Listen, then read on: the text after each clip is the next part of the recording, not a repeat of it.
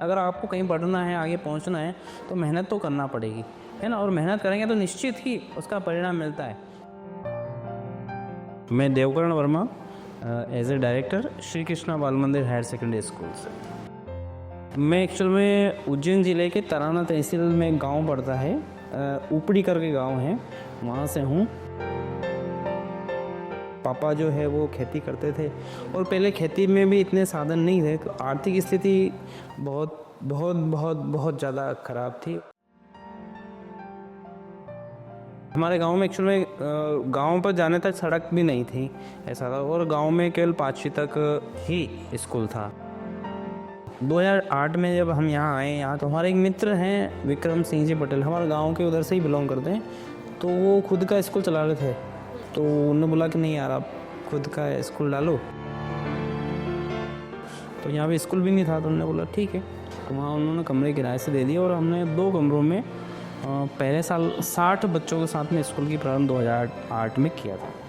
पर पहले इतना डेवलप नहीं था और उनकी स्थिति भी ठीक नहीं थी, तो उसी भाव को लेकर हमने नाममात्र शुल्क में शिक्षा प्रारंभ करी थी। और 80 बच्चे, 80 के बाद में 100 हुए, फिर 200 हुए और 400 हुए, और फिर धीरे धीरे ये व्यवस्था करके आज लगभग 12-13 गाँव से बच्चे आते हैं। अभी नर्सरी क्लास से 12th तक हायर सेकेंडरी है। पिछली बार 10th तक था, अभी हमने 12th तक हायर सेकेंडरी की मान्यता ले ली है। तो नर्सरी टू 12th तक के बच्चे हमारे पास में अभी हैं। पूरे स्कूल में लगभग 32 का स्टाफ है हमारा। टीचिंग का स्टाफ 32 वाला है, non teaching staff, supported staff अलग है।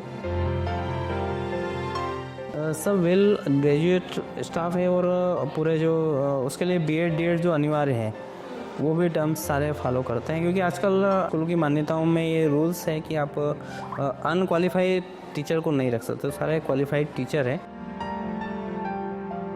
स्वाभाविक ग्रामीण क्षेत्र में तो ऐसा रहता ही है कि लड़कियों को पढ़ के क्या करना है।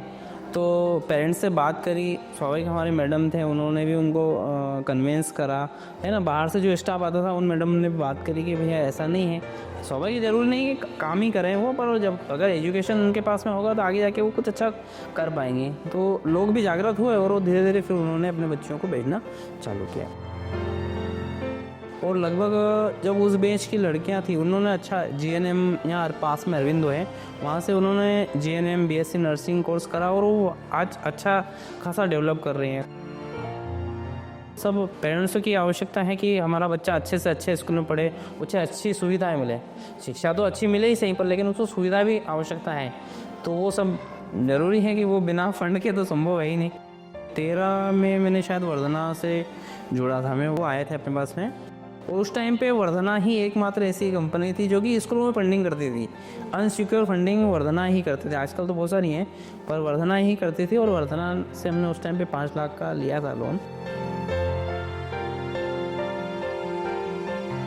तो वर्धना के साथ जैसे ही हम जुड़े थे, उन्होंने बहुत इजी वे में हमारा लोन हो गया था और उससे हम स्कूल को डेवलप करने में बहुत हेल्प लगी। अच्छा, कोविड के टाइम पे भी जब हम ईएमआई नहीं भर पा रहे थे और उन्होंने कुछ किस्त भरने के लिए और फंडिंग हमें करी थी। आजकल स्मार्ट क्लास की बहुत आवश्यकता है बच्चों में, तो अभी हमने केवल नर्सरी क्लास और केजी फर्स्ट वाली क्लासों में चालू करा है।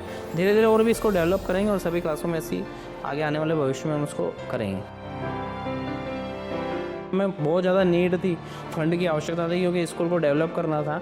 तब वर्धना ने हेल्प करी और अभी भी आवश्यकता थी, तो वर्धना ने बिल्कुल हमने जैसे ही कहा वैसे ही वर्धना ने फंडिंग कर दी। और ऊपर का आप देख रहे हैं कंस्ट्रक्शन हमारा बना हुआ, तो वर्धना को बहुत बहुत धन्यवाद, है ना, कि उसकी हेल्प के कारण हम आज बच्चों में जो बीजारोपण है संस्कार का, है ना, और जिनको आवश्यकता है उनको ये शिक्षा हम दे पा रहे हैं। वो इस कारण दे पा रहे हैं कि उसमें बहुत बड़ी भूमिका वर्धना की है। तो thank you so much Vardhana.